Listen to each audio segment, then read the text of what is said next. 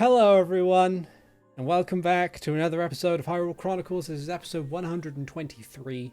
I'm ArticulateT, the Game Master, and with me as always, I have Renji Vox being played by Nether. Is me. I have Hikan Sio being played by Avrdal. It's me. I have Zaiden Shari being played by Rubber Pirate. Hello. I have Max being played by Keistrith. Hi. So, Rayons, what happened last time?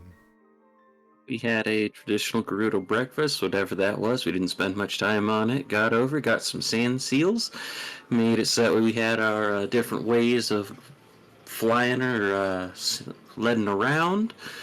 Followed Tyrina through the desert, either keeping an eye out ourselves or just trying to have a conversation, which was quite difficult given the speed of which a lot of things were going on. Had a couple of... Exactly. Look, when you're high up in the air, it's fucking windy. Yeah. We gave Max the ability to communicate with a sending stone, since we have like 12 of those, I think. And then Max saw a giant cloud of death. I saw a worm sign. Yeah.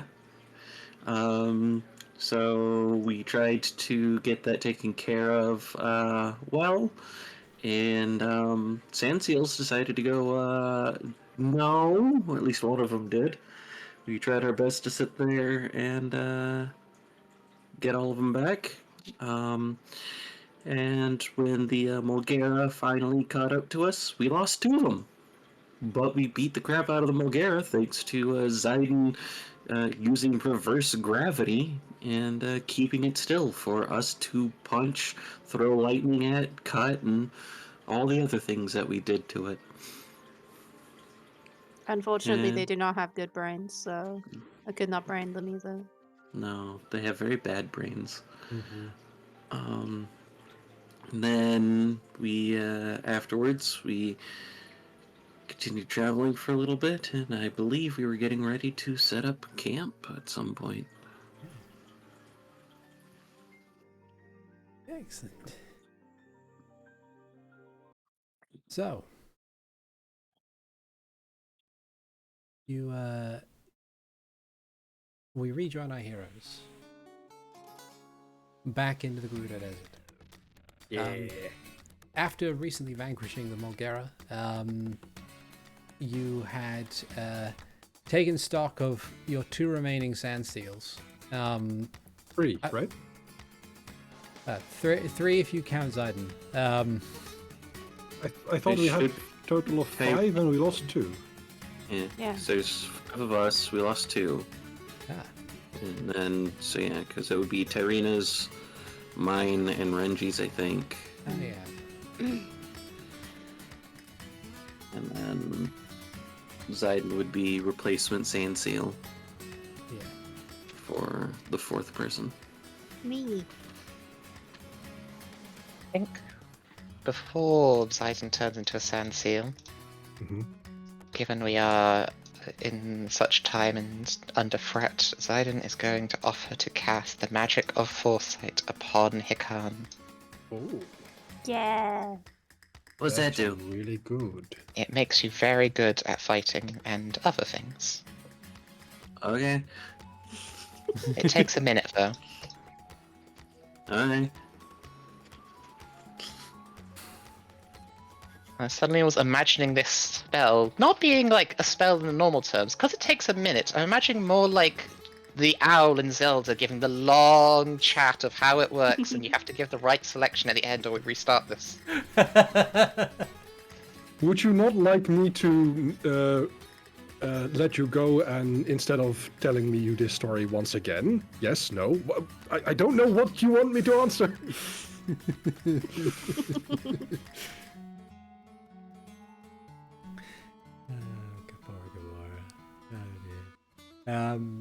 But yeah, so you begin the process of casting the spell of foresight upon Hikan. Hikan, as this spell is cast upon you, you find that your senses are heightened, and your perception and insight seem to be far more clear and far more extensive. It's not like a case of galaxy brain mind explosion. I can see colors and rainbows and smells and shit. It's kind of like you feel very on point. Probably the most clear-headed and attentive that you have ever been in your entire life. As is the magic of the Foresight spell.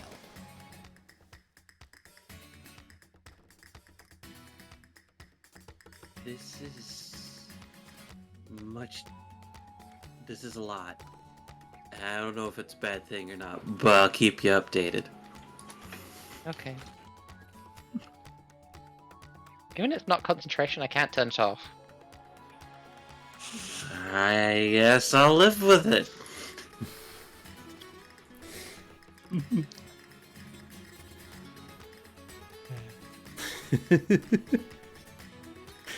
And I just fucking Zayden just turning the RDX on in Hikan's brain, everything becoming like significantly crispier and clearer and high def. Wow, it turns out I didn't have reflections on this entire time.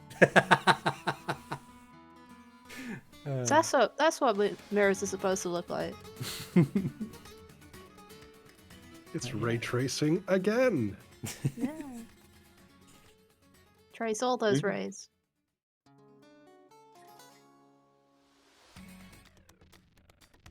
Okay, with the spell cast and all of your party gathering themselves ready to go, I imagine that during this course of time, before anyone moves anywhere, you've just elected a rock to sit on, just in case, while this goes on.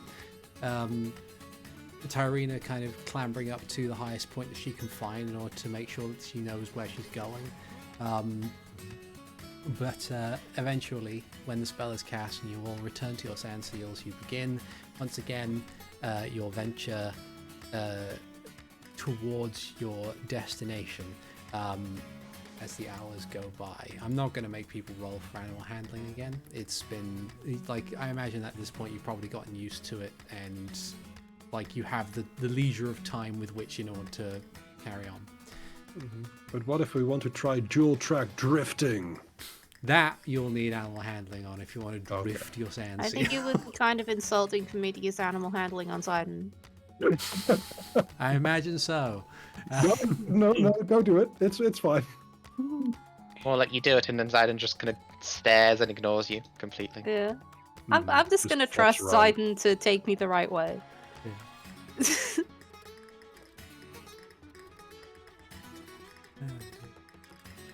Yeah, you carry on through the desert. The overbearing heat begins to abate slightly as the sun overhead begins to descend over the horizon. The crisp blue sky shifting to a orange hue as evening comes in. I believe I don't know whether or not you've already rolled for it. Roll for what? For seeing if because Tyrina said that they would like to find a cave to camp in for the night. We did not roll for it because the last one was for scavenging. Okay. Then, Let's see. like survival checks for books. Why? Well, Do that I get advantage for being in the air? Yes. 15. Okay. 26. On a fine 17. with me. 24. Nice. Okay. So between all of you, you glance about, you scan over the horizon. Max, for your part, while you are you do have the higher vantage point and you are able to see things occasionally, you don't catch them as fast as the others simply because you're It just still all focusing looks on your brown.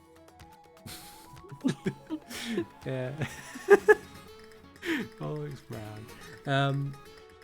But yeah. eventually you do see, rather conveniently, in your on your path, you see a few fairly large mesas off in the distance that will no doubt have a few caves, or at least something that can be used as a rudimentary shelter. You carry onwards. You tell Tyrina exactly where she needs to go. She gives a nod and adjusts the course slightly. And by the time night begins to settle in, the first few stars appearing in the sky, you reach one of these enormous mesas, and moving around slightly, you find that there is a few caves that you can pick from, well away from the sand, so you don't have to worry about being nabbed by Mulgera in the night.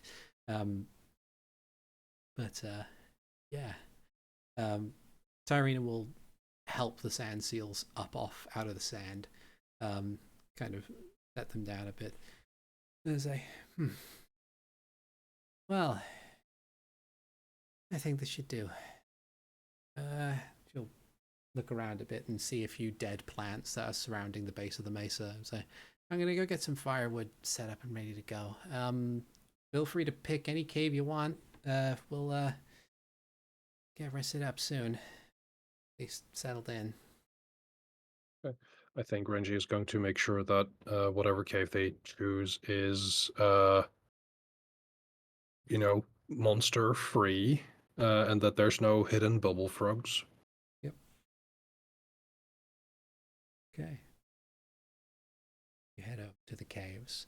There are a fair few of varying sizes. A good number of them appear to be like fairly shallow caves, like enough for all of you to be able to shelter yourself for the time, but not so deep that that like the end of it is completely obscured from the outside.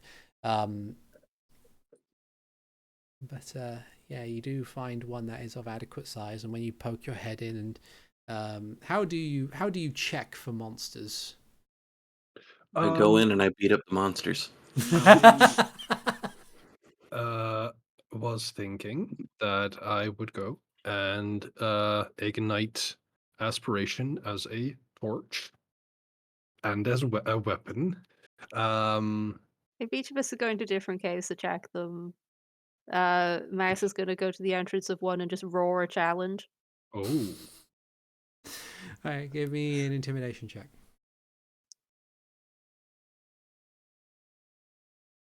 31. Nice. With a 31, you roar out with a defiant challenge to whatever dwells within the darkness of this cave. There's a brief period of time where a few geese flee the darkness and fly off into the night, but otherwise, after a tense few moments, nothing seems to come out to answer your challenge. Max just leans back and says, this is clear. Meanwhile, Renji, with aspiration alight, you head inside and you see it is admittedly a fairly shallow cave across, like, in various bits and places surrounded, like, hiding behind rocks and things that are piled up at the end. You see a couple of small lizards that retreat from the burning light of aspiration, but as you scan about, there doesn't appear to be anything untoward inside the cave. I think I'll shout back, this one's clear too!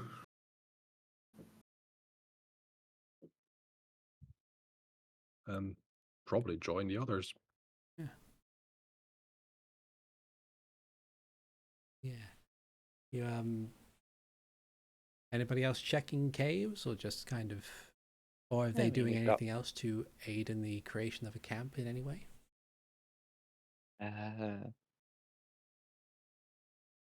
Poseidon would gather some floral matter to mask the entrance of the cave, and we decide which one we're using. Okay. Give me survival. Should I use the one I used before, or 3? I would say I'll use new roll. I'd say go for it. And use the Yeah. yeah. I think 15's pretty decent for in a desert. Yeah, yeah. You do manage to find some good pieces of floral matter and maybe a few bits and pieces of rubble to help mask the entrance as and when you need it. Certainly enough to cover most of the cave entrance of whichever cave you choose. Hikan, are you doing anything in particular? Nah, I mean, as soon as like the roar happened, Hakan just kind of turned on his heel and then went and started setting up stuff for making food. Excellent. Yeah, and as you do that, after a while, Tyrina comes back with bundles of dried twigs and whatever other things she could find in order to create a campfire of sorts. And between all of you, you manage to create a small campsite just within the desert. Tyrina wastes no time in order to try and light the fire, and then kind of sits down next to it for a bit while propping up stones to stop the fire from spilling out. And says, right. Yeah, this should be fun. Was quite a day. Yeah, just a bit. Just a bit. How much trouble are we in with the Gerudo at the fortress for losing 2 seals? I think it'll be fine. Hmm. Like, the Malgera they're natural to this place. And they're not the only big problem that turn up around in the desert. So they're gonna be. It'll be fine. They know the people of the fortress knew that was going to be a risk. And if anything, I can take the brunt of that. It's okay.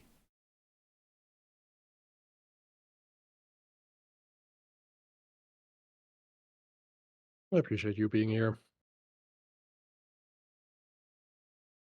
I appreciate being here too. I know it would be preferable if it were under better circumstances, but I do miss this. That's always the case, but the fact that you're here under these circumstances means a lot.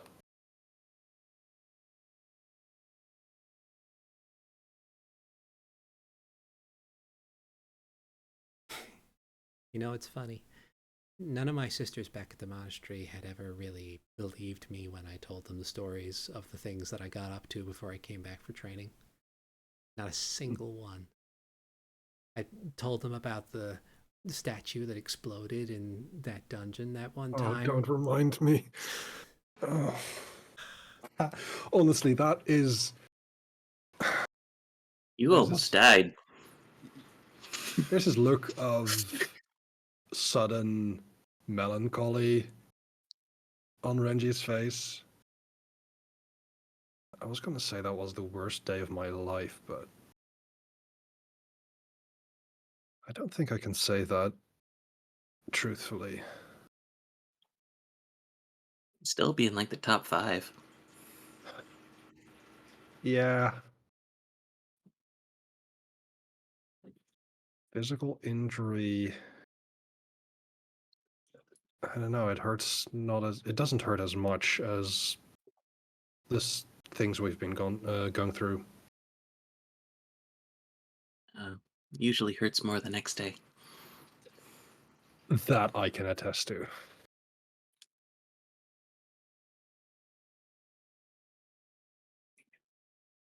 But if they don't believe you,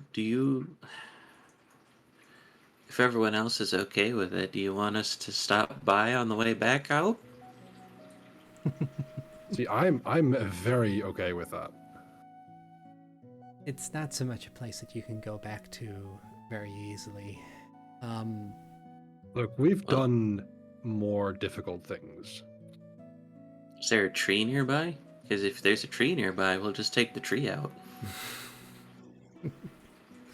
Tell you what, maybe after all this is said and done, that we kick the shit out of Nazgradar and get Mara back, and when there's literally nothing left in our checklists, take you back to the temple and I'll show you off. Yeah, like, how many people do we need to beat up? I assume that's what's required. To get back to the thing, or? No, to, like, make your sisters believe your stories. No, it's fine. I think they were just not. I don't think they disbelieved combat stuff. I think it was mostly like I don't think they doubt your prowess in combat. I think they just doubt the nature of the things that we've done.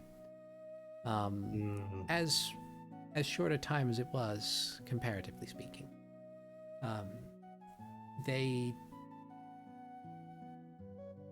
They didn't believe any of the things that we did as part of Lord Simeon's retinue.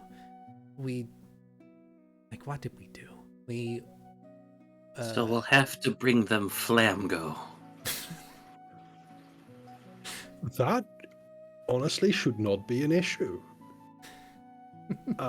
He's doing pretty well. He's behaving, actually. You don't say. Yeah, he's keeping shop. I have a Raise an question. eyebrow. Keeping I have shop. a question. Sure. Does a cactus count as a tree? I think we determined a large enough one counts. It is plant, not tree. Oh, okay. I thought it had to be trees. Same.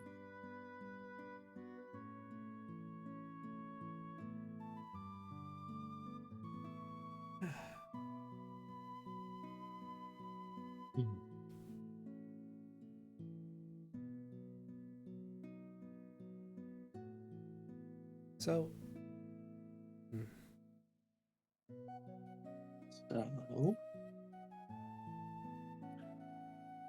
I don't know. I mean, you guys caught me up on most of the stuff that you've been up to.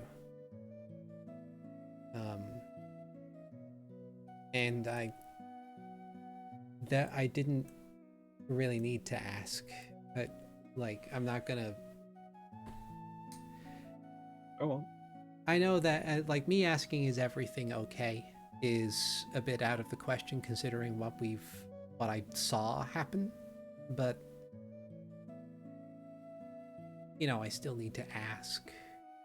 It is my duty as a friend to ask if everything is all right, considering.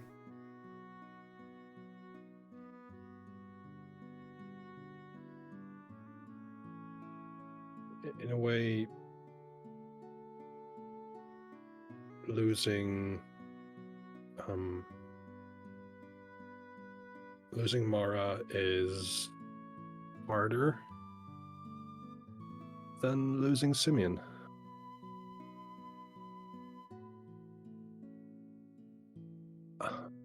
It's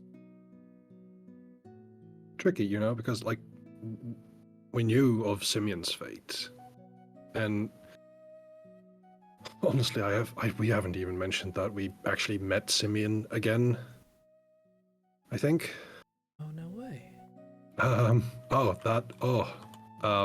I think with that, Renji goes into a whole like story of the Plane of Lament, getting back, and you know, having the ship at dry dock in Port Sarkosa, and like the weird like signing and motioning of like ghost talk. And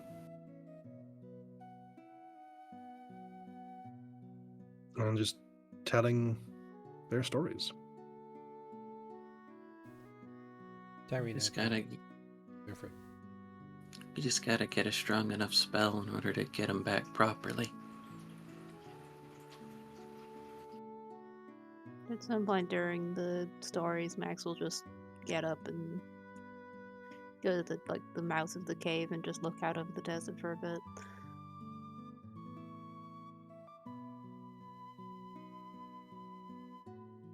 Tyrina will kind of nod a bit as she listens. Say,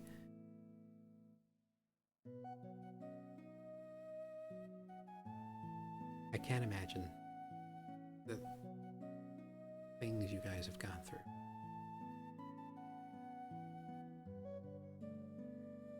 I don't,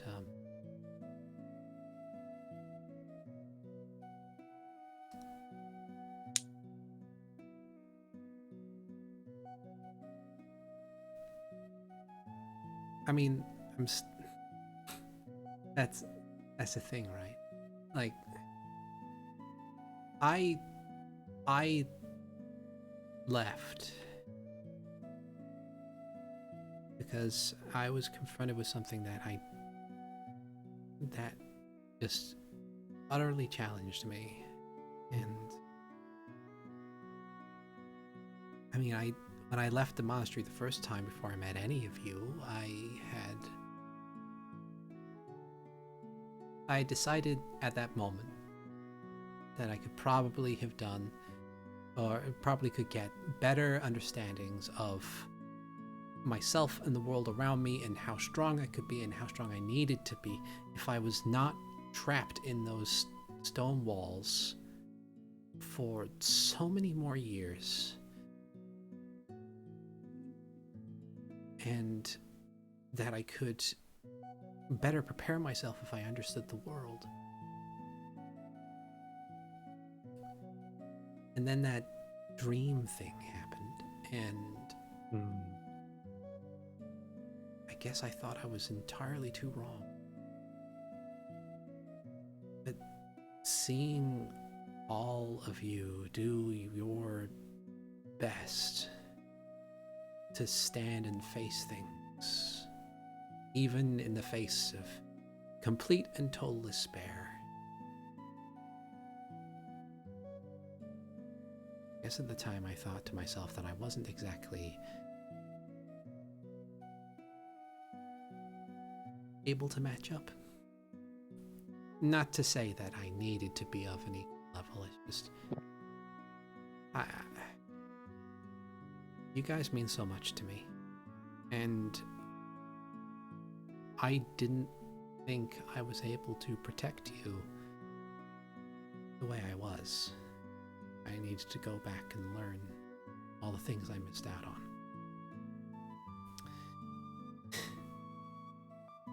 And watching you guys take on the Mulgara, watching you guys do the things in the font, it's clear to me that I'm still so far behind, but in that same sense, you could be omnipotent gods of Hyrule, wielders of great and total power, but you're still my friend, so I'm still going to worry about you.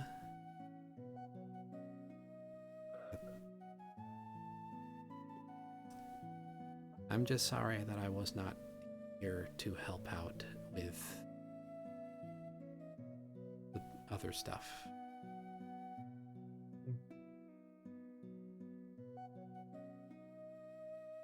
Sometimes we all need to go through different changes to figure out the best way that we can to help out the people we care about. Hikan shifts from his relaxed leaning back position to sitting on his knees, looking at one of Tyrina's injuries from the Molduga larva, and heals, not unlike Tyrina can actually. That much. 7 hit points. Thank you. That's not something I could do before you left. You guys have grown a lot. A whole lot. If I knew you guys any less, I probably wouldn't have recognized you when I next met you. We've gone through a lot.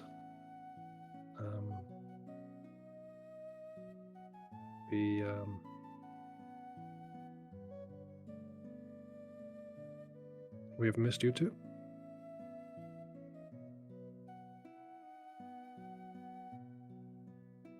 I'd ask you to spar to see where you at, to see if that would make you feel better, but right now I can see colors, and I don't think that that's fair. What do you mean you can see colors? Couldn't you see colors before? Yeah, but these are different colors. It's like shrimp colors. What do you mean I don't know shrimp why. colors? I don't know why Renji has that no would... idea about manta shrimp. Say, I don't know why Hikan knows that shrimps can see in a different light spectrums than humans can, but that's something Hikan knows. Fair enough. Maybe he's just seeing some very colourful shrimp. Yeah. I've eaten shrimp before, but they weren't specifically colorful outside of like pink. Huh. It's okay. I know that in certain ways I still have a long way to go, but I think that's the same for everybody, right? Mm-hmm. To be fair, we are kind of cheating. We can harness great and powerful evil magics like this, and Renji turns into a stoat. You had me worried for a sec when you said evil there. Honestly, and I speak in stoat form, this may be I am employing a great curse of the Twilight Realm in order to do this. Can we speak in the animal forms? I believe we've I know people could use speak with animals, right. or Yeah, that was a thing. We don't know The actually. the reason why I can is because I have the ability to talk with everything. That's it. Yeah. Yeah, never mind. So you kind of like new sentence which you understand perfectly, but all Tyrina hears is squeak, squeak, squeak, squeak, squeak, squeak. I'm exactly. that she can't understand me.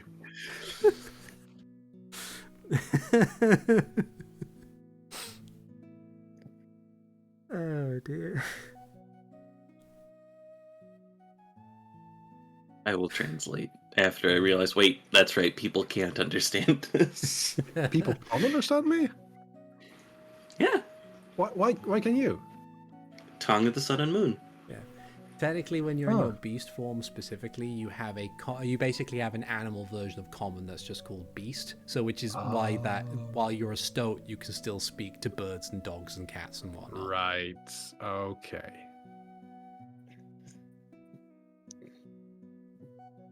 Golden cuckoos that your mentor gives you to fly to the Lost Woods. Mm-hmm.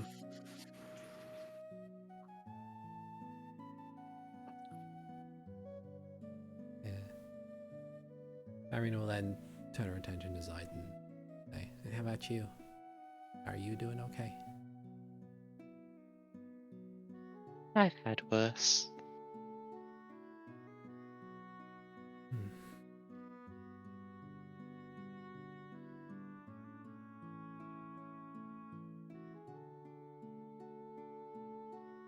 And we'll finally turn our attention to Max sitting at the entrance of the cave. And we'll quietly shuffle to her feet and then wander over and sit next to him and say, "And yourself?" Max looks at her with that 1,000-yard stare people get when they've been through a lot of shit. I just points up at his new horns and says, "These are heavy." I can imagine. She'll kind of like look out into the desert and say,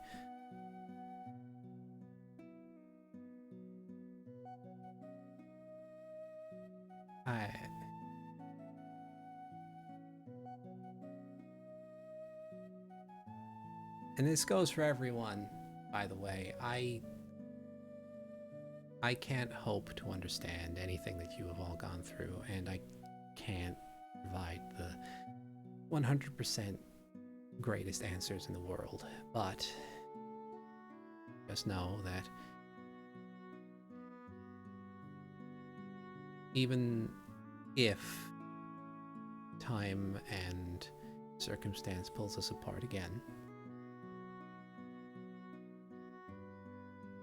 I feel like I've, at the very least, gotten my act together enough that I can say that, regardless of distance, I'll always have your back.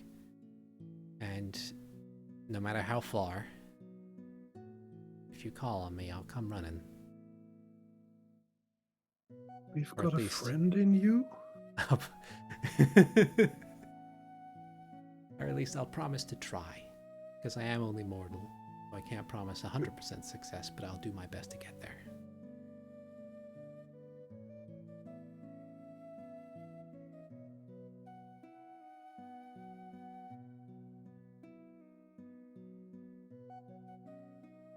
And likewise. She'll, as she stares out, she squints a bit and then raises an arm to point forward and says, "See that over there?" And as you look, you'll see that along the sands is a singular pinprick of light, quite a distance away.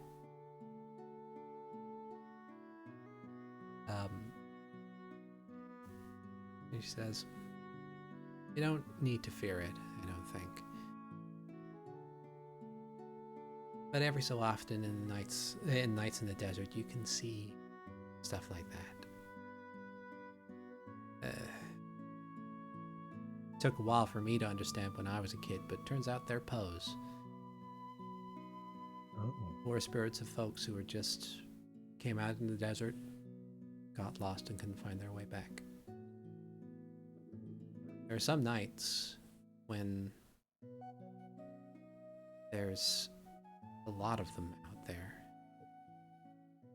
When it gets dark enough, it's almost like the sky, the starry night sky is being reflected in the sand. But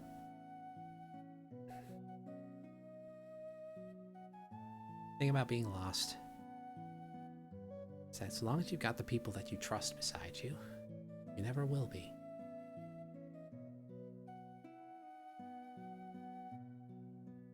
Sad, but beautiful in its own way. Yes, being away from the desert for a while, you come back and you find all the weird things that you took for granted are suddenly really interesting again.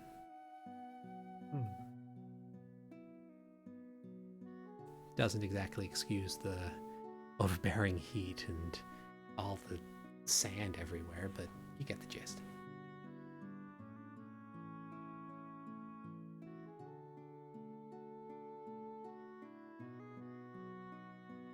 No, it's recognizable. Whenever we're in Castletown or Kakariko, it's the same as we've left it, but it's not the same.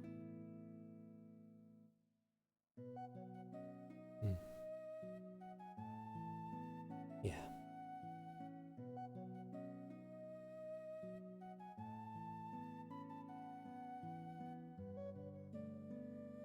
And she'll kind of sit there in silence for a bit. anybody has anything specific they wanted to talk to her about. Before eventually she'll get up and make her way over to a sleeping mat and will lay down on it near the fire and say something like, okay, get some sleep. Wake me up if you guys see anything dangerous or just want to talk. We go to bed.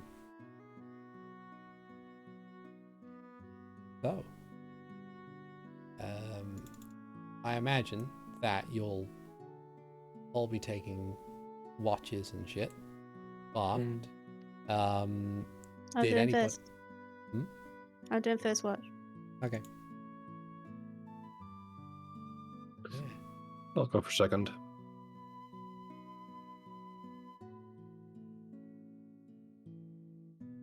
I'll watch with Renji.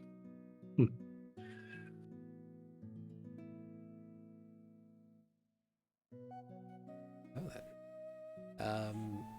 First watch. Now, those on first watch, please provide to me perception checks. I'll join Max. 25. 14. Nice. Kind of set up the covering over the cave mouth a bit, but not so much that you can't still look out over to the desert and everything. As the night truly takes hold, you can feel the cool air outside,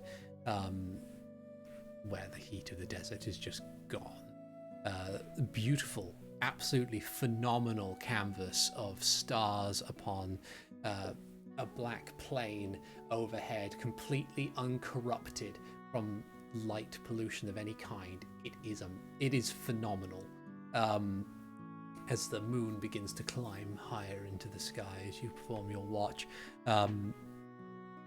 much as Tyrina has said, a couple more lights in the far, far distance appear as they move slowly over the sand, wandering in whatever direction that they can find, looking for a place that they never will.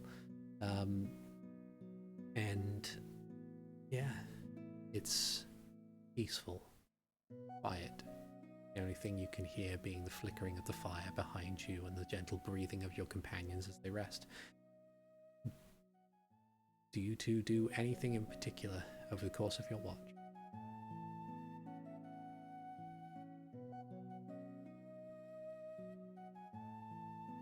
Zidon will turn to Max and say, Max, What? when this is done, have you given any considerations to what you'll do after? Do I have to? No.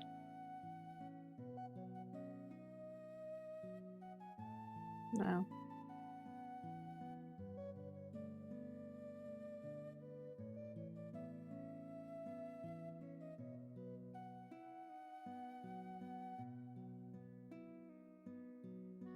I don't really know what else there is to do.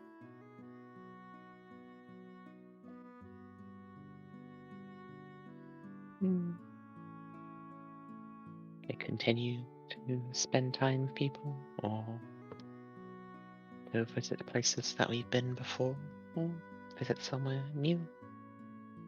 Though I do imagine for even after we beat him, there will be plenty of work to do for quite some time.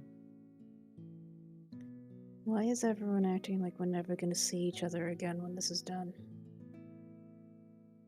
Oh, that's not what I mean. That's an option. You can continue to hang out with us, be a group. That's not how everyone else is acting.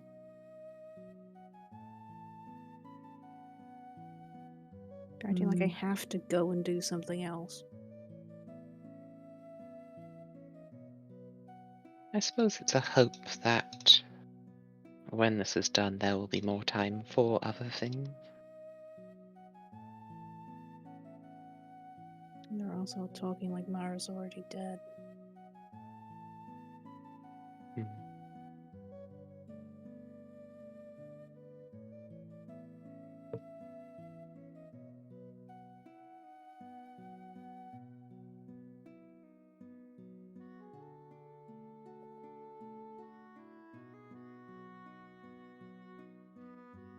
Maybe I'm just not good at nuance, but so it feels like to me.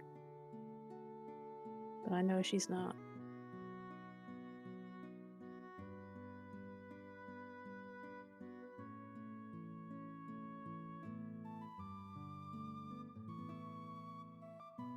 Okay.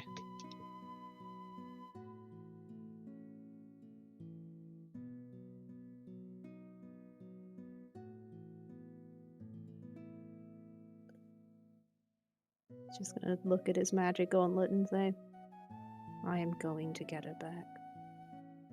I don't know how, but I'm going to. Okay.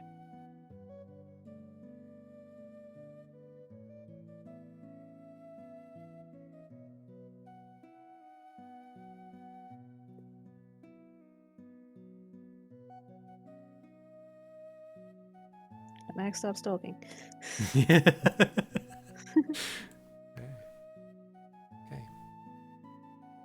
With that, just if you'll watch in silence, time comes where shifts need to be changed. Night bears outside.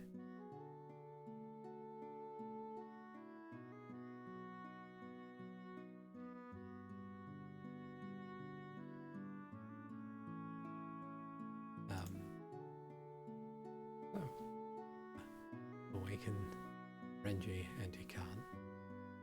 Renji wasn't sleeping, more in a state of trance, finding it hard to meet Max's eyes for the moment. Don't worry, Max has to sleep. Those eyes will be closed for the next 4 hours. I know, but for the moment, Unless he has a really bad nightmare and blows up the cave. yeah, that's a genuine risk.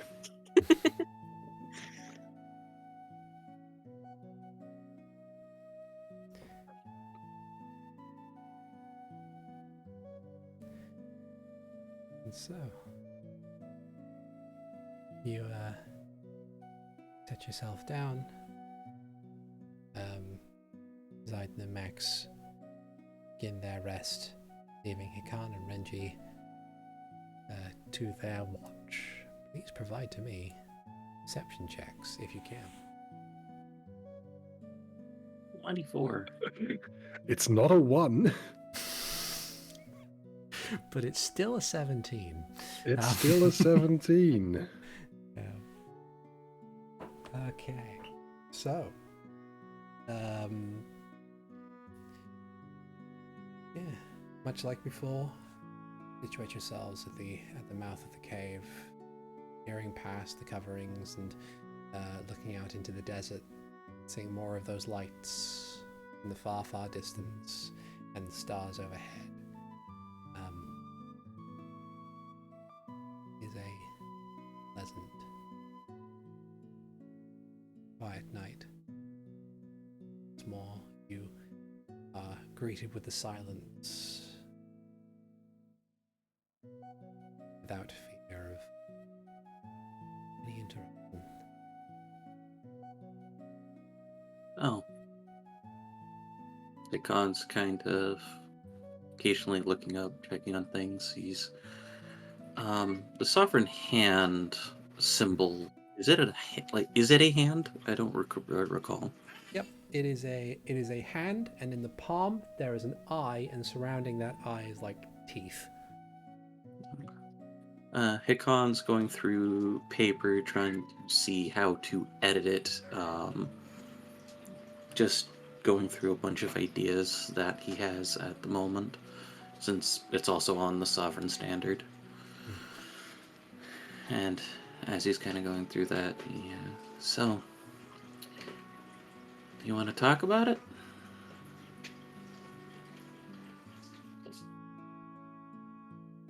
It's kind of eavesdropping. Oh, no, not that. I heard what Max said. Max has got some feelings. That's fine.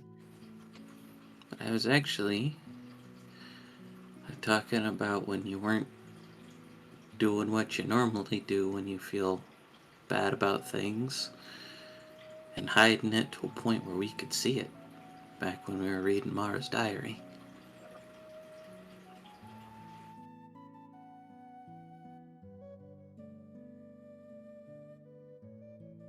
I feel like I've put her in this position.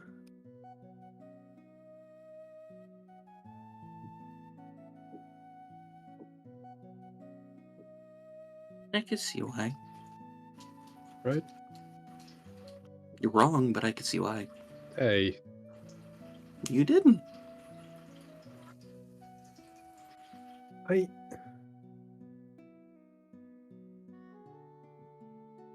There were cultists in Castletown. I told you about that. I know, but before, like the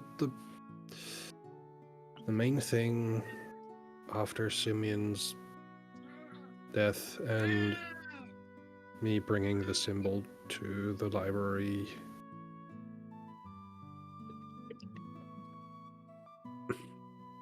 Sorry.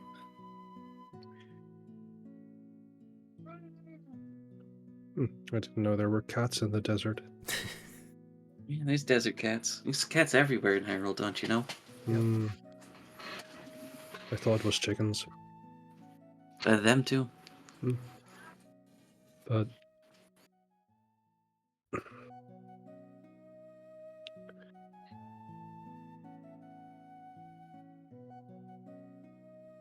if I weren't in this position, Mara wouldn't have been put with us. We wouldn't have... Mara chose to take that risk. So even if we take out the fact that you brought the information in regards to it, and we take out the fact that there were cultists in Castletown, so it was only a matter of time before somebody saw something. He was in the font with us because of... Because she chose to be. Knowing the risks better than we did. And blaming yourself isn't going to help.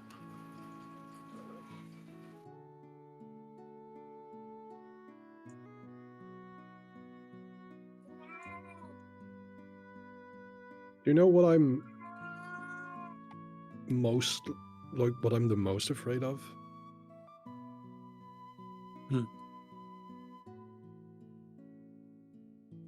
That she would have been right. That if we had found out earlier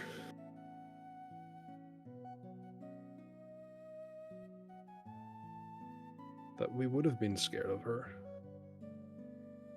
That we would have pushed her away.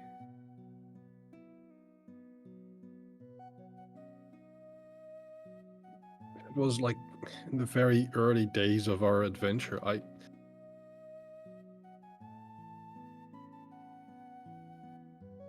fear I would have, because I wanted to keep my secrets my own, and would have pushed anything away that was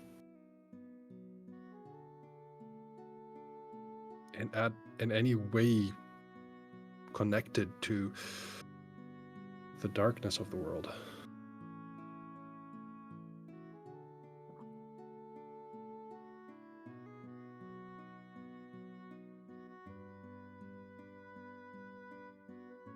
You made a lot of changes.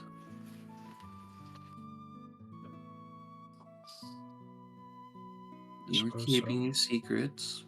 Now you're not. Mara's keeping her secrets, and they were forced out, unfortunately, before she was ready to share them.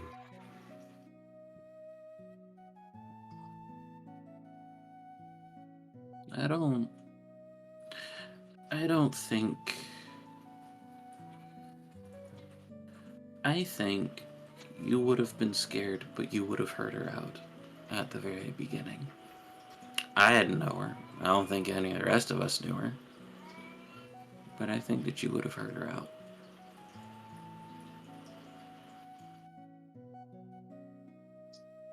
Might have taken a little bit.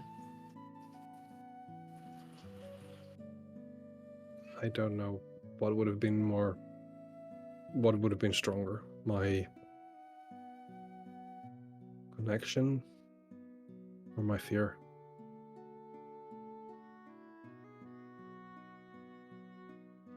Well, you don't have to know, because it didn't happen.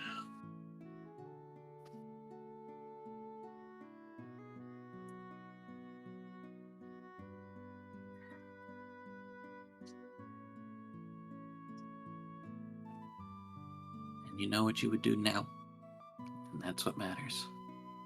Yeah. I suppose so. And at the end of it, Hikan has edited the hand to a point where the hand itself is darkened in, so that way the rune isn't visible. And it is simply a hand holding a book.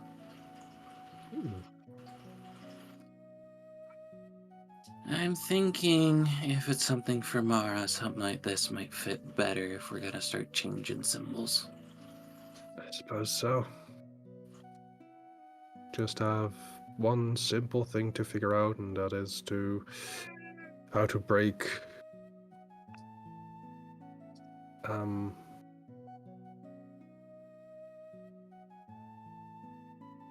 a connection between a powerful undead and his sword.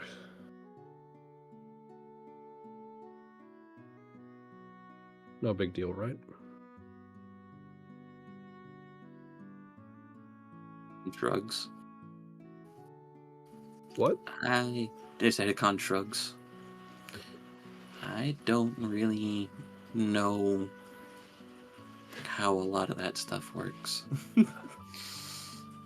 But we'll figure something out.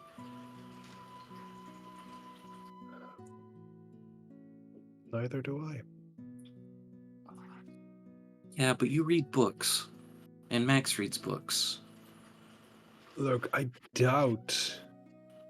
sincerely doubt that Naskrada has his own diary. Naskrada probably doesn't. But if there is anything in regards to some wizard trying to, well, I can't find the Triforce, so I'll figure out how to make my own wish or whatever. What was Vadi's thing again? I remember stories of him, but I started tuning them out. That's He all wanted- old stuff. Yeah, he wanted power for some reason, and It all the ties princess. into, like, I think it's tricky. The stories sometimes speak of the Master Sword, sometimes of the Four Sword. Yeah. You can give me a history check if you would like. Absolutely. I would like to help, because that's what I'm trying to do. Yeah. Oh, help? Yes. 19. 19. You remember that that Vati was looking for something that was known as the Light Force, which was something similar, but maybe not explicitly the same as the Triforce. The Light Force was more described as kind of just a standard allotment of incredible power, not unlike near omnipotence, etc., etc. Yeah, from most of the stories, it felt more or less just like a sense of megalomania and egotistical self-assurance.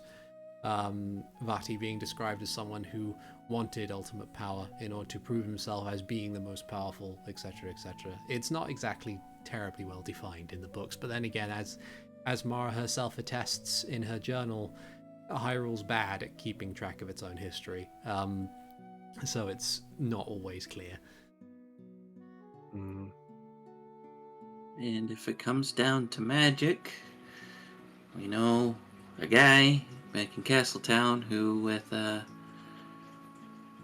enough money, will give us a hand at least. Yeah. Nowadays, it feels like we're dealing with powers that Uriel wouldn't be able to help with anyway. No, but he knew about the ship, so That he is might know true. some other stuff about other places that might have other things. It's there. Yeah. Stretches and gets back up and goes, oh, it's starting to go away. Okay. Maybe if we can find a star, we can wish upon it. Pick one. Well, they're going away now because it's getting closer to daytime, but... I mean, they're still plenty visible. It's remarkable how clear they are.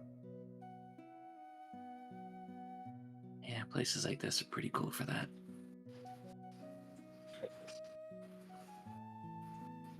I guess we'll have to travel here someday soon. Alright. You, while away the last few moments of your watch, companions begin to stir. The fire having long burned out, but it's getting warm enough now that it's not a terrible problem.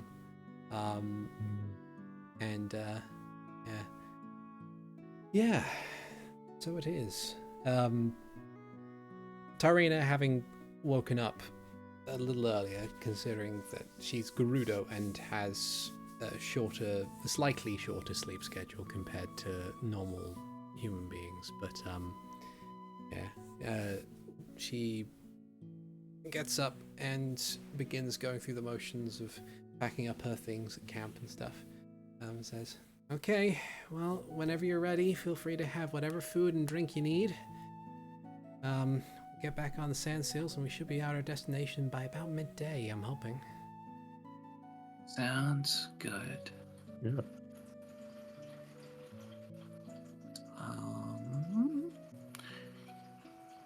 And then after we've found this tower and talked with this old man, we can turn our attention to the helping Mara problem. Maybe he'll be able to help with that. With our luck, probably not. Okay.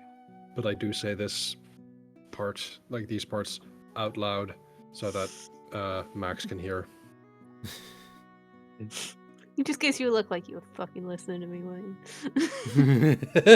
I give you a look back with you can't prove anything. No one will ever believe you. Oh dear. Okay. In a few seconds, Mash just goes outside and stretches his wings ready to, be in the sky for another few hours. Yeah. Actually, the look that I shoot, Max says, I have a plus 17 in deception, so you have no idea. I have intimidation. I can make you tell me. You told me you were eavesdropping. I don't lie. Which is a complete lie. Con has openly lied. Also, everyone has 6 temporary hit points. Yay. Also, because that was some very lovely roleplay on everybody's part, I'm going to give everybody an inspiration. Oh, Yay. no. I'm inspired. A little banner that comes up and says, heartfelt camping. Mm-hmm. Renji's inspired. Heartfelt camping. Hikan is inspired. Mash through all the messages. We've all played Baldur's Gate 3 at this point. I believe Yeah. so. Played enough to see that show up a lot.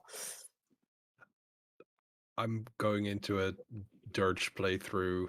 Yeah, I'm nearing the end of Act 1. it's horrible. The grove isn't very kind anymore. No. I'll leave it at that. Mm-hmm. Okay. All right. Oh. And that all does include Tyrina, by the way. That's extemporary hit points.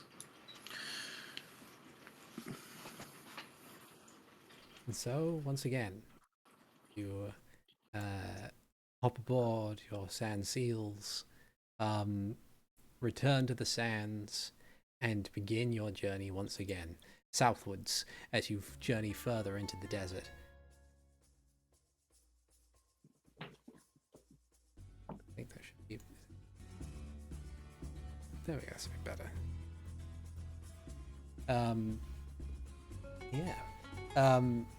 Thankfully, as you are journeying, you find that the actual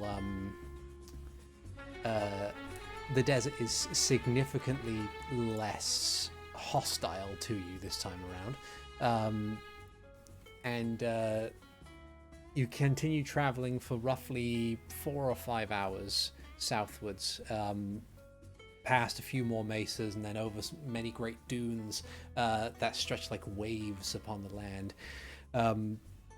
In fact, it is cresting one of these dunes when you get to about here that you notice something up ahead. Tyrina actively stops her sand seal as she looks on ahead and peers out. As you see,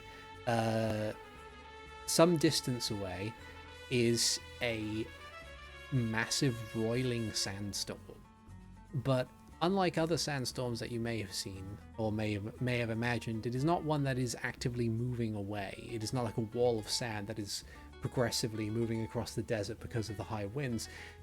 It is stuck in place, stretching what appears to be a mile in diameter on this one spot. Do we notice a tower in the middle of it? Give me a perception check, and I'll have Hikan roll at advantage because you're the one who had the dream. I could fly higher and check.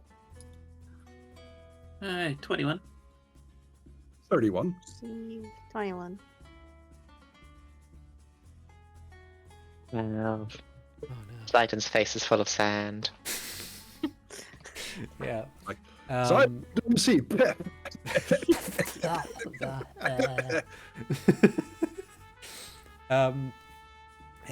So with a 31, a 21, and a 21, you don't notice a tower in the middle of it. Even as you fly higher, Max, you can see that it's completely encompassed this area. It's not like a donut surrounding a patch in the middle. However, what you do notice from descriptions provided to you by Hikan, and Hikan, you, because you've seen the dream yourself, you recognize parts of the locale that suggests that the tower may well in fact be in that sandstorm. Yeah. Shocker. Would have been nice for him to tell us how to get in. You know, I agree. We'll have to figure it out. We are at the tower, are we? It's in that.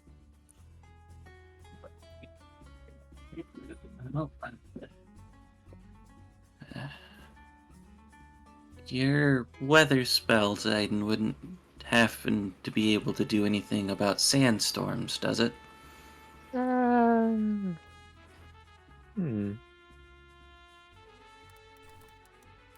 Wind. Yes, Why but I not? don't have it prepared today. Oh, I hope this isn't like the Sealed Isle. Okay. Oh, well, given we are going to have to be doing something, Akan, would you like to see colours again? All of the Yes. colours? Yes, please.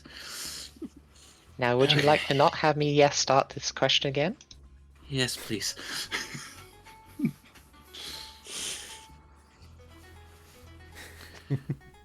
Okay. Okay.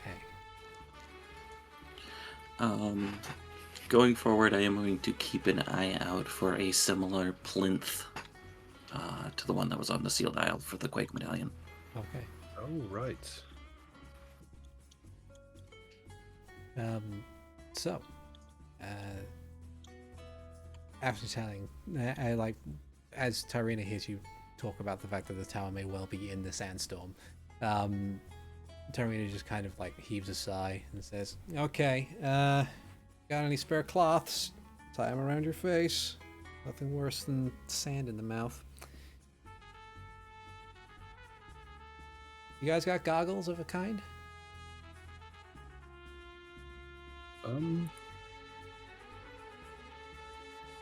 I don't think so. Okay. I think I got some spares, and she'll pass out some of these very basic-looking goggles, like a simple leather strap tying two plain pieces of glass to your face over your eyes, forms a nice seal. And she says, "Okay, just don't take off the cloth or the goggles, and you'll be fine. Or at least it won't be as uncomfortable as it usually would be in a sandstorm." I believe a set of Gerudo clothing has a veil, but I don't know if that would really cover this situation. Sandstorms this intense? Not always. It depends. we Did you have- get when you got your clothes? Did you go for practicality or fashion? Renji looks Everyone over else. Reality. at Tyrina. I got whatever the lady gave me. Of course I went for fashion. Then the veil probably won't avail you. I It think won't we be have like unavailable. enough assorted fabrics between us so we can manage. Yeah. Yeah. Yes. And otherwise got- I'll And just have to if we need- scavenge if we into my need to, fine like, clothes. If we need to cut things, Max can just mending them after, and it'll Yeah, be that's fine. true. Yeah. It'll- Okay. So, suitably prepared, you venture south and head towards the sandstorm. Unfortunately, as you get closer and closer, you don't see any kind of plinth that would suggest that one of the medallions would be best suited for the situation. It just looks like it's a mass of roiling, angry sand. Though doing a cursory check around to see if there's any telltale signs of Geldman, you are fortunate in that no, it appears that you have been saved that particular problem. But yeah. Tyrina will say, "Okay, when everybody's ready, we just head on in." You kind of like glance around a bit. Probably not going to be in the. Would it be in the exact center? I don't know. If we just keep heading through the middle, hopefully, just keep your eyes peeled. With the glasses, got it. Yep. And she will head on in and is hopefully followed by everyone else. Yeah, I suppose so. Ooh, There's a map. big map. Where are we on the big map? Very top. Very top. Mm-hmm. Ah, in the middle. Let's see. What does he do with Max? That Which is. Max was using Poseidon.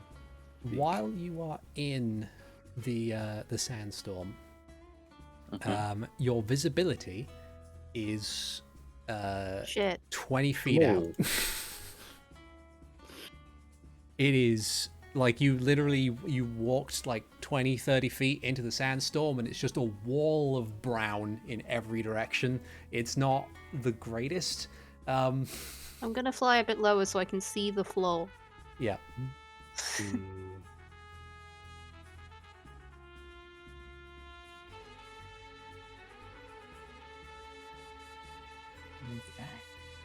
guess we're trying to move forward.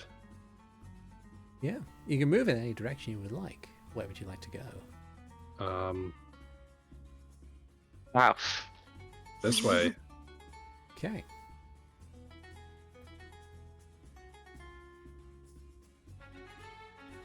Admittedly, it's probably going to be a bit of a crawl.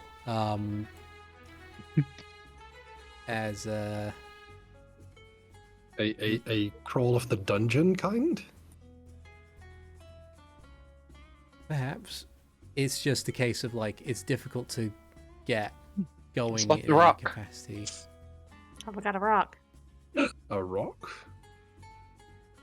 You sure it's not a boulder? Looks like it's made of rock. The boulder has complicated feelings about beating up a teenage girl.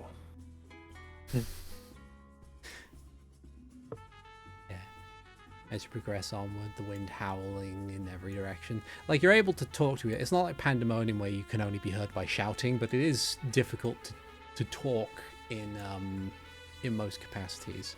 It's just one of those unfortunate things. So now not only do we have the gag of, what did you say? We also have the gag of Yeah.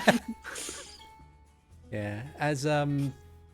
As effective as things like this might be, or cloth coverings might be, it's ultimately you still get some sand in your mouth. Mm-hmm. But yeah, you just keep trudging forward. The unfortunate aspect of it being that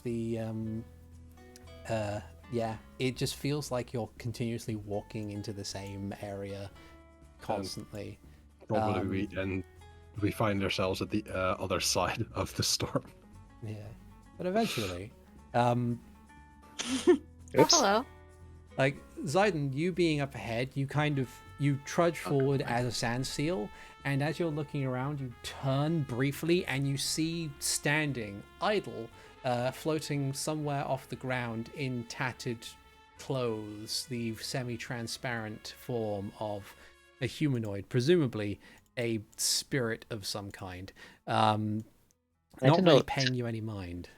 I'll turn back into a human, signal people to be within range, and then we'll say, hello.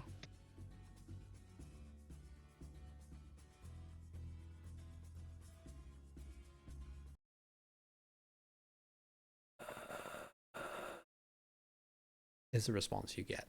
He does it like he's still kind of staring like northwards and slightly up, not like at max, but like just above him. Well, I've landed now, so Yeah. because I don't want to be still in the air in the middle of this sandstorm while Zayden isn't moving. Mm-hmm.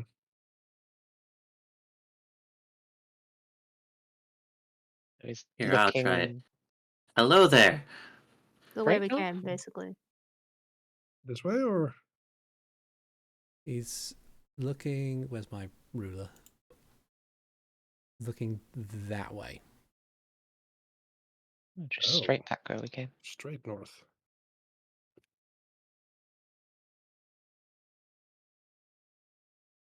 Okay, You said well, it's translucent? Yeah.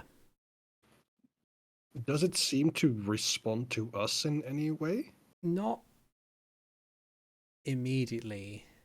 It like the raspy breathing is doing becomes more intense as if to answer a question but not really answer it, but it is kind of hanging there as if like left there, discarded almost. Gonna look around the area, see if there's anything related to it, like bones. Give me a perception check.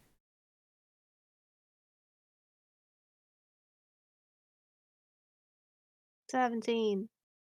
With a 17, you do find some bits and pieces of discarded bones, in like scattered around though, not necessarily like a one body. But you find like a finger bone, a tibia.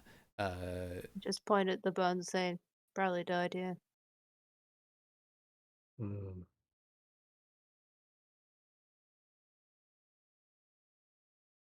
Is it pointing, or is it still just kind of staring in that general direction? Still staring in that general direction. Though, what is everybody's passive religion? -2, 20. Okay. so 8. Zaiden, you are Bog aware standard. that in most cases, Poes tend to have a lantern. This one doesn't. This guy's missing his lantern. Hmm. Do we see a lantern nearby? Okay. Was there a similar thing with the spirits that the Arbiter sent against us? That may well be the case. Does it resemble those? Not. I'm only asking because it's the same token. Yeah. I just. In explicit terms, no, because it was just a token that I've used. Yeah. But Yeah. there is as you kind of like bring that up, there is a similar jaunt to it. You feel that you remember, especially what Paco had told you before, that Nazgradar doesn't like willful undead. Mm-hmm. Any undead that is able to have independent thought is not great, and Poes tend to be capable of maintaining their independent thought because what manifests them is their own feelings, their own despair, as opposed to being summoned by a necromancer. With the information available to you, you realize that this ghost in particular is potentially used to be a standard Poe with a lantern and everything, and able to act and think and feel as Poes tend to do. But someone's taken that lantern from it, or something has done something to this where they are stuck in a state of disarray and lack of motivation. They're just kind of It paralyzed is looking northward. Hmm. How much rope do we have? Between us, like tons. Yeah. Hmm. At least like 250 feet. Not counting extras. I was going to hold on and then just kind of start running back up north to see if I could see anything to the end of the length of rope, and then run back if I don't. I'll hop behind Hikan with the sand seal. But I don't want to run off without an anchor to the group. Mm-hmm.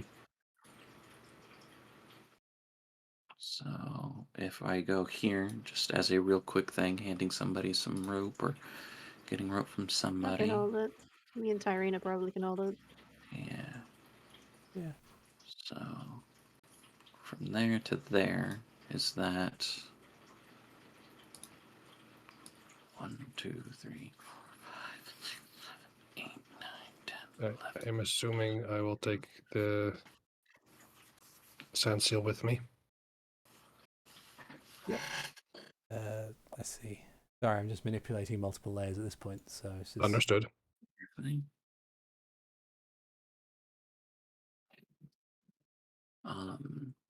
At any point between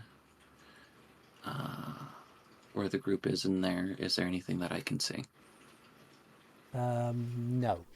It looks like as you maneuver back into that area, you lose immediate sight of the group. You still have the tension on the rope, though, so you know that they're there at the very least. Okay. And I will be keeping in eye shot of Hikan. Okay. I don't know if they can hear us, but I don't want to go too far. without them. And I think trying to navigate it, that person might have the best thing to do if we can't find anything else. You have sanding stones. We do. Max has one, Mhm. and Renji has the other.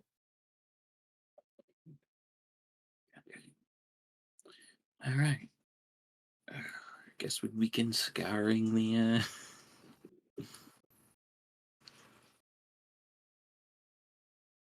sandstorm. That's the word. Mhm.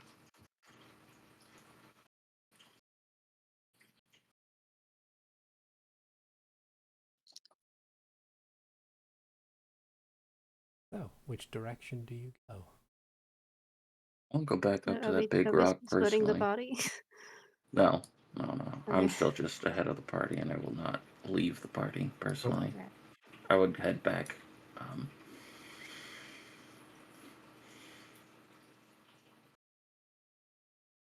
Okay. So just for the sake of clarity, so we know exactly what direction he's going to be looking in. yeah. I would head back up to that big rock because I was almost directly north of this guy, personally. Or at least the first rock that you guys saw, which was up there. Maybe we should. I believe here. No, they saw the edge Oh, of a these are. rock. Ah. Yeah. Unless anyone's got a different idea. No, I don't really have another idea, but we can. Hold on. We can try that. Keep an eye out for more. Yeah. Okay. So we'll head Okay. back up to the edge of the first rock that they saw, which I think if I do that. Big rock up there. Yeah.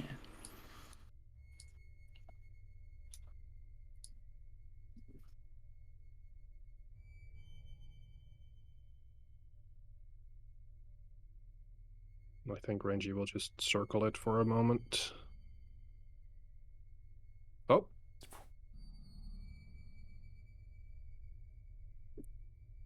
As you Sounds like Renji saw something. Yep. There's another one. Boost. yeah. As you trudge backwards, back north through the sandstorm, you find yet another one of these specters. In different in specific description, but similar in disposition. Seems to be hanging there, head slightly up, but not looking north still. Instead, appearing to be looking towards the southwest, that way.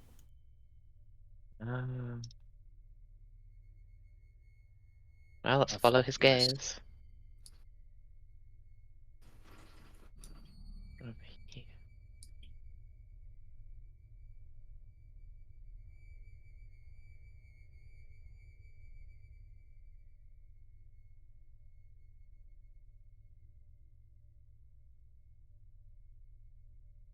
Oh, another one. Yeah. As you trundle on, once again, like this. I imagine this takes a little bit of time as you trudge through the sand. You find yet another one of these specters, and much like before, is facing a different direction to his companions, instead facing that way. Scavenger hunt. Actually, probably not so much scavenger hunt. I'm thinking it's like the sword ladies in Zelda. Mm-hmm. Or the But which Zelda? signs in Pinnacle Rock, or the... And the next one. Mm-hmm. Yeah. And this specter, once again, is actively, instead of being like completely just hanging in the air, this one has a hand that is pointing shakily back north. Okay. Ooh, North. taking off.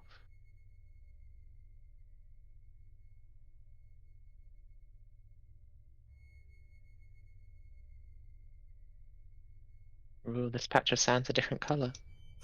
There it This is. is not a patch of sand. I see something that isn't a boulder. A thing! Eventually, piercing through the sandstorm, emerging as if some spectre in its own right, you find what appears to be a fairly squat, dilapidated tower. Quite small. From the outside, you can see that it probably encompasses a 15 by 15 singular room with maybe 2 stories to it. But another thing catches your eye as you stand next to this tower. Around you appears to be this a collection of discarded and misshapen bones, not too dissimilar to those of Stalfos and Stal children. The door to the tower is open, ajar. It's a It jar. is on What's this inside the square, jar? technically. Okay. I'll head in. I'll Or at least follow Hikan and ignite my sword. Let's go. In we go. Just need to make sure I've got all the tokens right on the map that I have here. Good do.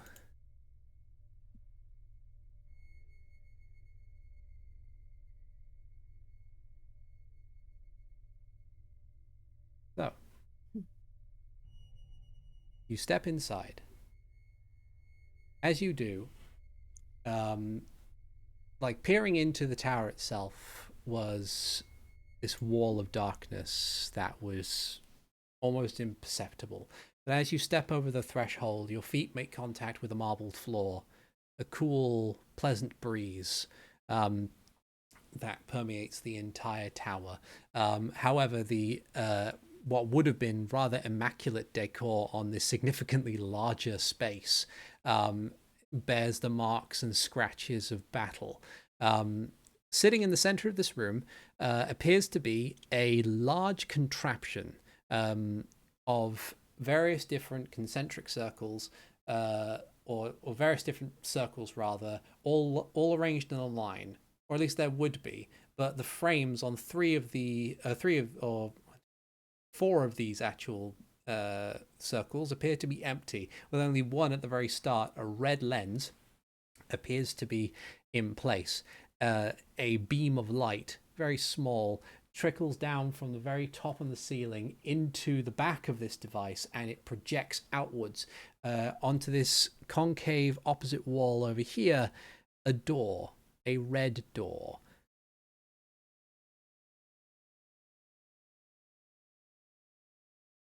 I'm gonna take a look around before going towards that door. I really want to go in the door though. I'm just gonna look at the door, like try and see if I can see anything through it, or is it closed? It's closed. Okay. I'm gonna head into this room real quick. Okay. Yep. Huh. There are more scratches and symbols of battle and signs of battle here, but the actual space appears largely empty. It's almost as if while there are rooms here, they have just been discarded for the sake of accommodating this one contraption at the very center of it all.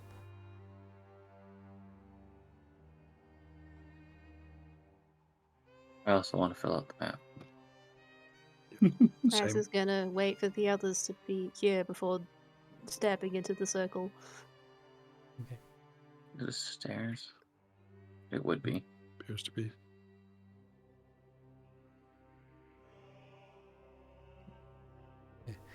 While the tokens are not on the map, Tyrina will spend a bit of time wrangling the sand seals inside and out of the sandstorm for the sake of their It's own like park comfort. them up here or something. Yeah. Very Comfortable. fair.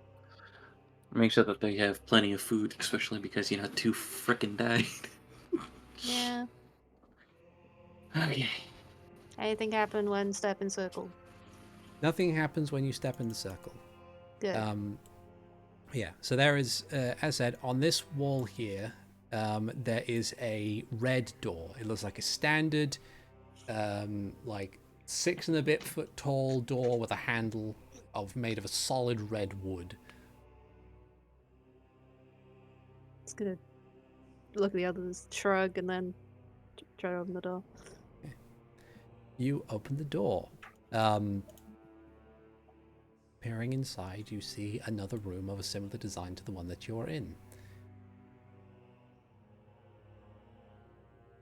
It look like anything is moving in it? Give me a perception check.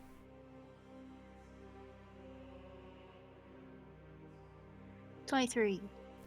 You don't see anything moving on the other side of the door. Alright, then we'll go in. Okay. Everybody else follow after? Yep. Mm-hmm. Okay. Okay, so I need to pull you across one at a time.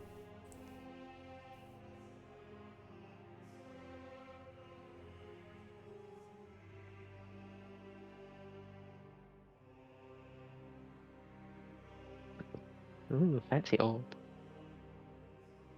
Inside this room, you see there are a variety of books on the shelves and a couple of desk spaces by which to sit down and read, perhaps. The number of books on these shelves is nearly innumerable.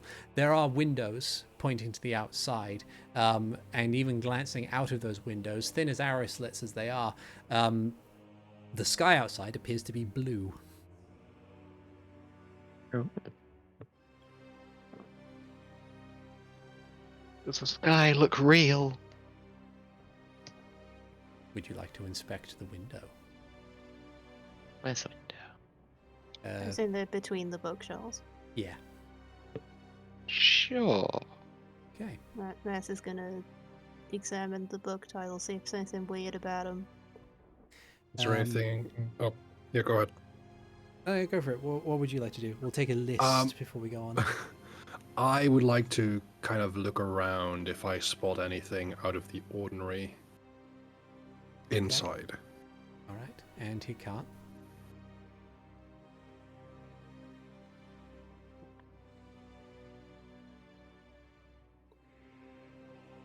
Is murdered. Sorry, I was muted Yeah. because I heard people moving behind me. Anything that looks like it can move, I'm going to poke. I'm going to touch everything. Okay. Yeah, touch everything. Let's go down the list. So, Zayden, you head over to one of the windows and you peer outside.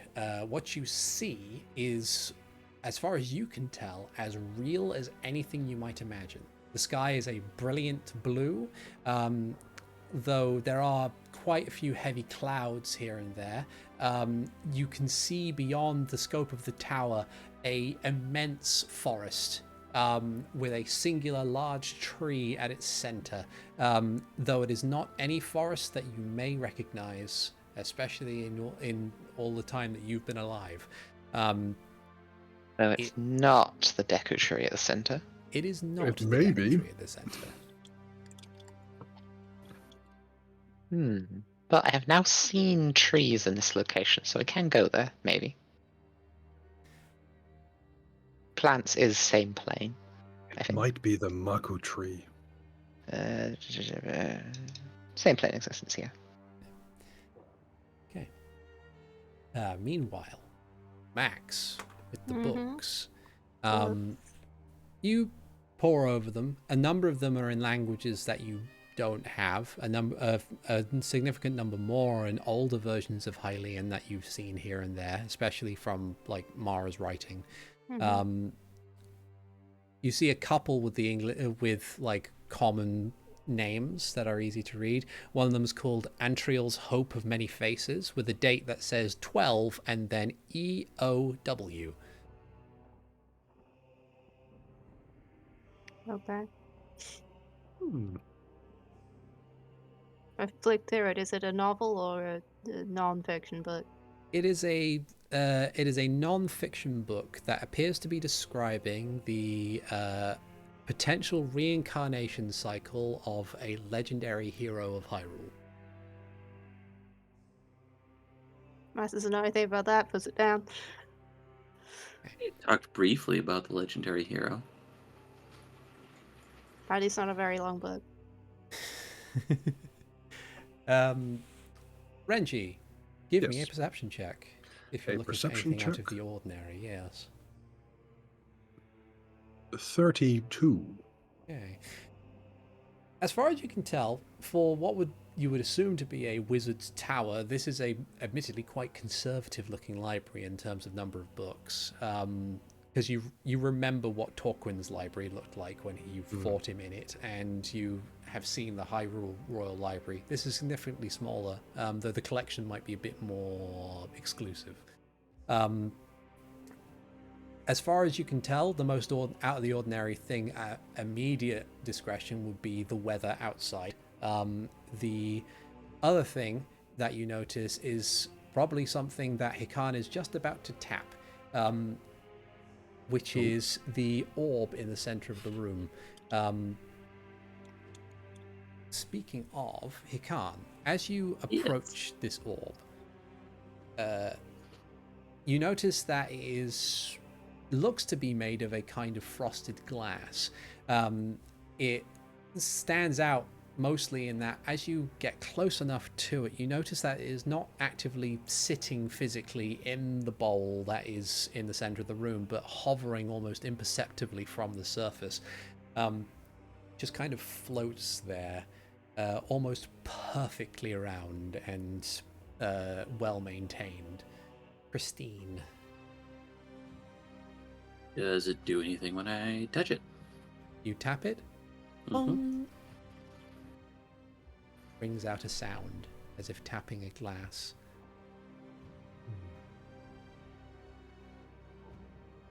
I think I wouldn't mind spending a spell slot here and going detect magic.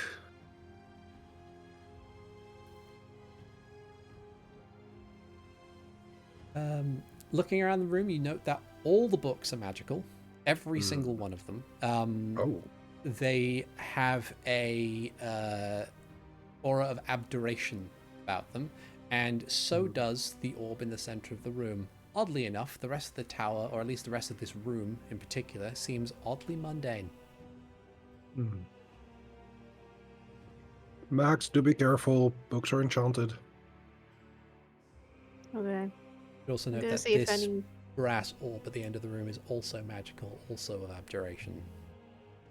Gonna look around the books, see if any of them seem particularly as if they've been taken out of the shelves a lot or something.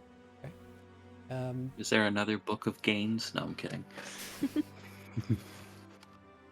As you ponder around, I'll say you can take your time with it if needs be, but you note that none of the books seem to have been forcibly or hastily removed from the shelves. You do notice that the number of books that hold titles in current common are very few. In fact, you number a total of 9, including the one that you found at first. Okay.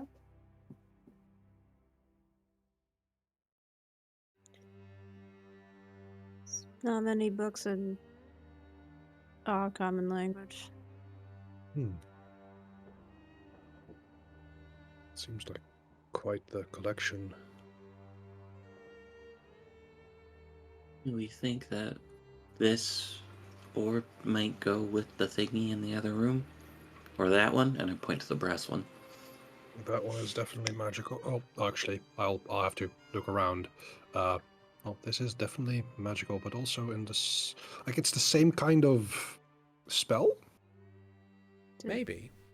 Do the orbs look like they would fit in the contraption? No.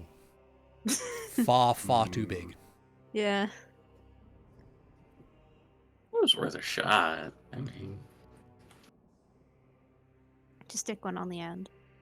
okay, to be fair to Hikan, with his -2 intelligence, we have taken absolutely large things and put them in backpacks.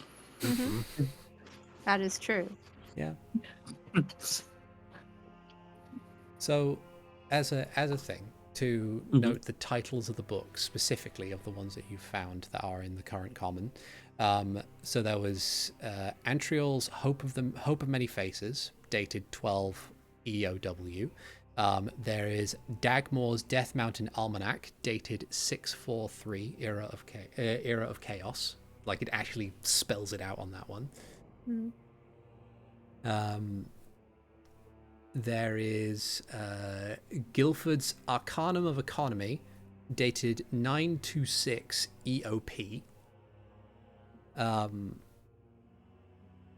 Let me know, by the way, if you need me to slow down as I read these off. Could you repeat the very first one? Yeah. Antriel's Hope of No. Many...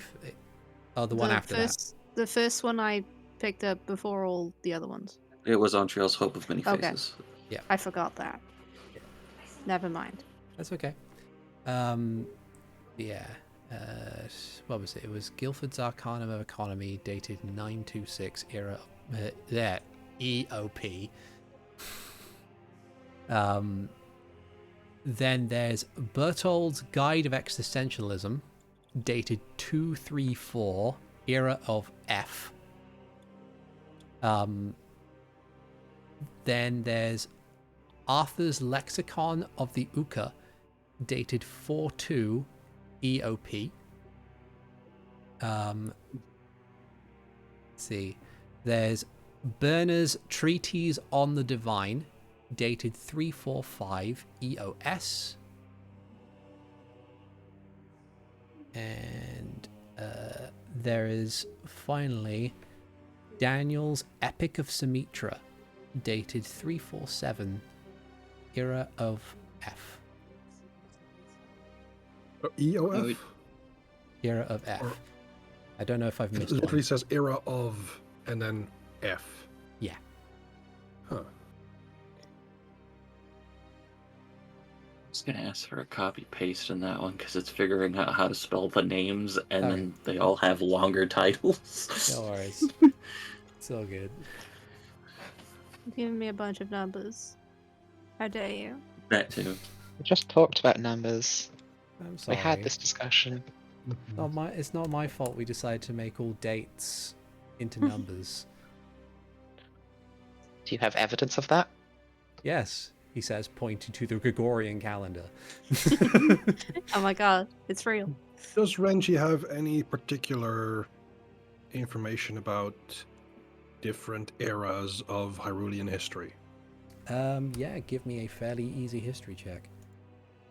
17. Okay. That should be... I can help by should be good for providing easy. I can help by providing these books titles with the some of the eras listed on them. Yeah. So the way Hyrulean dates work, which I know I haven't covered much in this game, but I will do in the next one, is that essentially you start a new era, and then you start that era with the year 1, and then you carry on until eventually someone who is important or annoying enough decides era's over, new era, and then you start over again. It's usually like a retroactive thing, and it's probably contributed to some king like, I want to be remembered for something. Let's start a new era. Yeah, so it's more often than not, chances are when this happens, it's retroactive. So you've already been 15 years into what would be the new era, but now they've decided it's a new era, so everyone then has to change the date and start at 15 instead. It's probably contributed to why Hyrule's so bad at remembering its history. But the eras, as far as you are aware, let's see. Need to remind myself of the full list with the thing that you've given.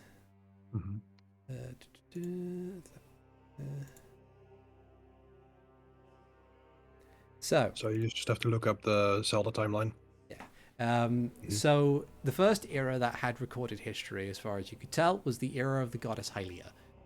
This was followed by the Sky era, then the era of Chaos. Oh, then there was a blank spot. Then there was the era of Chaos, then the era of Prosperity, then the era of Force, and you are currently in the era of War. It was easy to decide that one. The Civil War's been going on for centuries.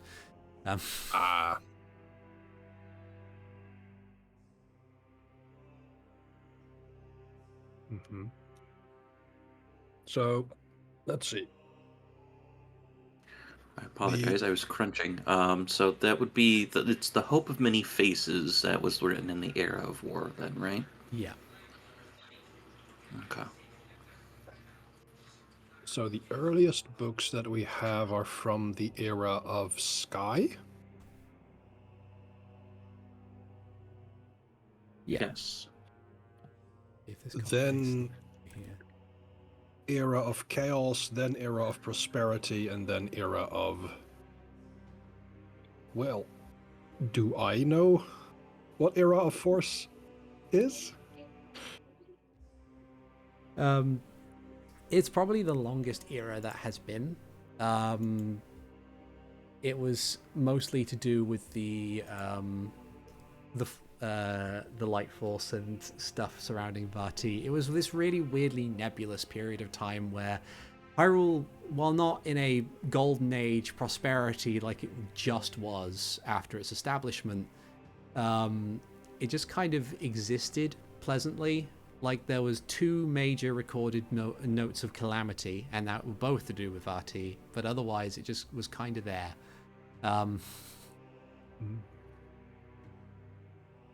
Promptly ending when the Civil War began.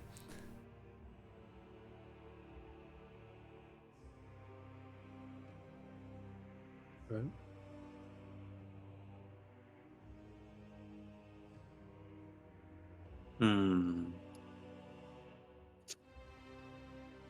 These books are... they're ancient. I wonder if this spell that's on them is keeping them in this condition.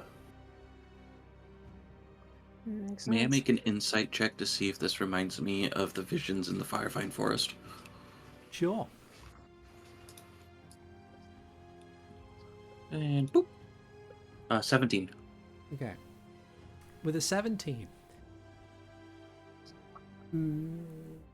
Vaguely, but not necessarily in the same fashion. Like with the vision in the Firevine Forest, there was still this kind of weird aspect to it where you could tell for the most part that you were in some kind of dream, even though when you got hurt it felt real enough. It was there felt to be a dream aspect of it. Here it feels incredibly real. Those books in your hands that you are examining right now, even with their age, they feel real. You can open them, you can read them.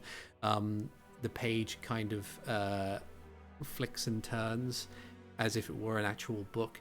Your existence here feels incredibly real.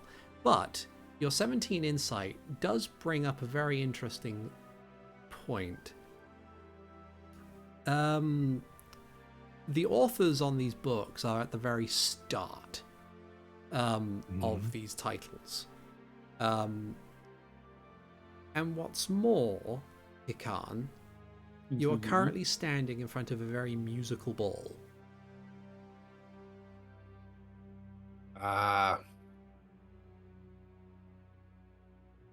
Hikan has harp proficiencies. I can play instruments. Okay. So I'm going to, just as people are kind of going around and looking at things, Max is gonna make a talking about comment it. that, like, you know, it's a room full of books, there's no just sit and read them. But Hikan's going to play around with the orb for a little bit to get the different notes, and then play the notation based on the names in. I'm gonna go through 2 different just random orders, and then I'm gonna ask for help about how they are in chronological. Yeah, so you play around with the orb a bit. You find that you don't need to rotate it or do anything else. Like, you can tap it in various different, very innocuous places to get different notes, but they are consistent. Like a steel drum or one of things. And as you tap through the notation every so often in random orders, you can, like, by that point you have identified where each specific note is. And upon getting assistance from others in terms of chronological order, you get do, do, do, do, do, do, do, do, At which point, the orb that Renji is standing in front of clicks and twists and opens gently. And within is a compartment which contains a disc of glass that is colored blue. You did it, Hikan. Neat.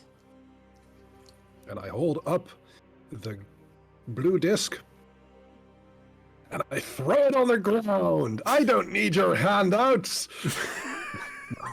That's okay, I can fix It's it. a joke. Renji immediately gets kicked in the dick. It's fine. It's fine. I will simply fix it. No, I will keep it safe and whole. I just wanted to make the joke. I'm gonna take like 2 of the books and put them in my bag so that no one can follow us. Okay. Does Renji recognize the song? That is a good question. Okay. You've heard the song played around the castle every so often. It's almost like it is very much almost like a musical password. Yeah. Friends of the royal family typically are capable of playing that to signify that they mean no harm. This actually is probably one of the first moments where I'm like, okay, this dude is not just like a random old man that is saying that he wants to help. You're only just getting that now? I mean,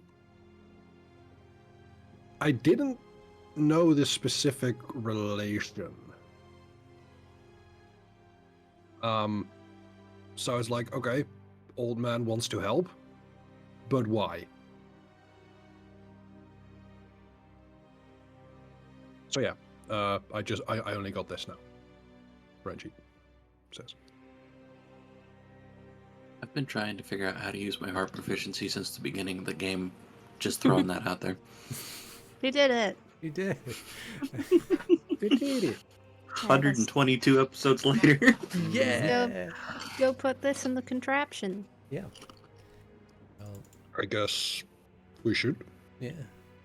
If you gather up, I will drag you over to the previous room.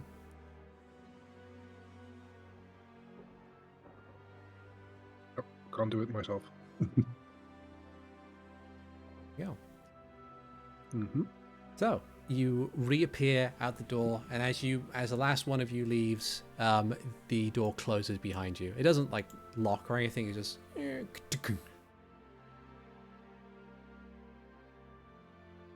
left back in the main room. I want to see how this disc interacts with. You click on it in your inventory, and then you click on the contraption, and it goes in. Yeah. I will press the big A button. Yeah. So you take up the lens, and you find which one of the frames that it fits in, and you find that it's not the one exactly next to the red one, but the one after that. Slide it in, and as you do, the color of the door changes to purple. I knew it. Purple. Color theory. And I'm with gonna that, open it and see what's behind it. If it's different. Is it different? it is different, and we will cover that next time. No. Magic Oh, darn. door. There's one more thing that I wanted to check. I was going to remove the red one. Oh Well, yeah, first we get to see if purple door different, and yes, purple door different. Yeah. So you open it, you peer inside. The room definitely does look different. Close it. Mm-hmm. You take the red disc out, and it becomes a blue door instead. And is that one also different? It is different in that you open the door and there is darkness. You can put your hand through, and like you can get onto the other side, but it's you can't see what's on the other side. It's just so Zola says the shoulder says can't see shit.